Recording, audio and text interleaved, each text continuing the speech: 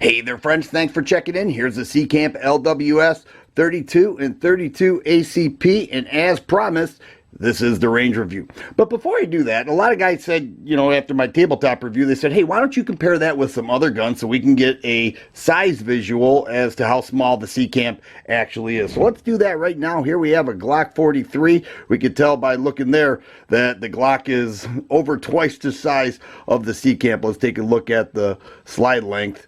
You can see that there's quite a bit of difference there, as well as the width. People say the Glock 43, it's so concealable. Well, not compared to the Seecamp. I mean, this is like really concealable. No, let's not kid ourselves either. We know there's a caliber difference, but for this portion, we're just talking about the size. Here's my EDC carry. It's a Car CW9, and we can see that the Seecamp is much smaller than that. About the same type of distance with the slide length, but once again, you can see, this is my EDC backup. What a combination right there. I tell you what, very well protected. Now, a lot of people said, you know what, your smallest semi-auto is your Car CW380, and here it is. Now we can see that this is a little bit more close in size, but we look at the slide length here and we can see that the CW380 goes a little bit longer than the Seecamp, a little bit wider. But here we have a 380 ACP and here we have a 32 ACP. Now, just for fun,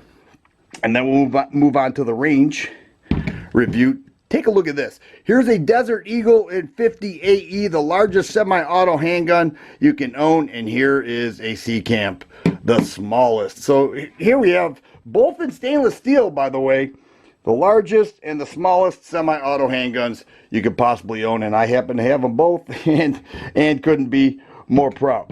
Now, as far as the range review is concerned, I have to say, I have nothing to gain by trying to sell you into a Seecamp. I really don't. I just want to capture it on video and give you my thoughts.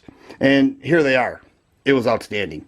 It really was. I mean, I wasn't sure what to expect. It's been a while since I shot 32 ACP. I used this PMC bronze 60 grain hollow points, and I wasn't sure because I don't shoot 32 ACP too often, and I tell you what, it was smooth shooting and easy to control. The 32 ACP offers very little recoil as it is, but this is an all metal gun, and yes, fully loaded, it's under 13 ounces, but it was a joy to shoot. It really was. And a gun without any sights at all, it wasn't hard at all to accurately shoot this gun. So here we have a small little gun without any sights. One would think, well, any distance, you're going to be out of luck. Not true at all. Matter of fact, if you look at or talk to some of the people that have been in defensive shooting situations, they say they just pull and shoot. They don't recall ever looking at their sights. The time we look at our sights are the times that we are at the range. And that's a good thing to do, no question about it. But I tell you what, I backed up to 8 or 9 yards, and I was able to hit the target, no problem, without any practice either. Now, one thing I do want to mention is the trigger.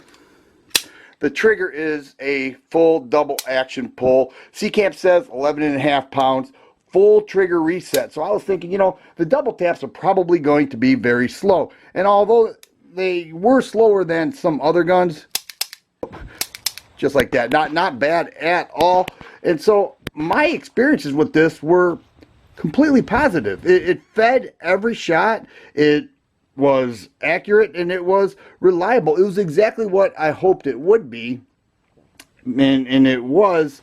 You're just not sure when you get a brand new gun. And I tell you what, this was fun to shoot. And so I'm happy to own this. I'm happy to show it off here, and I think it's going to make for a great deep concealment carry gun, especially when you have clothing that doesn't necessarily suit your gun for that day. This will do the trick. Also, that double action pull is good for pocket carry. I have to believe that most people that carry this gun carry it in the pocket. You don't want a real light trigger on there. You want something like this where in case your keys get jammed up, it's not gonna fire on you. Of course, a good quality holster would definitely help in that regard. But here it is, guys. Awesome range review, awesome little gun, and I'm happy to own it. If you like videos like this, please subscribe and share. I always appreciate the thumbs up button. Thanks for watching, and you guys be safe.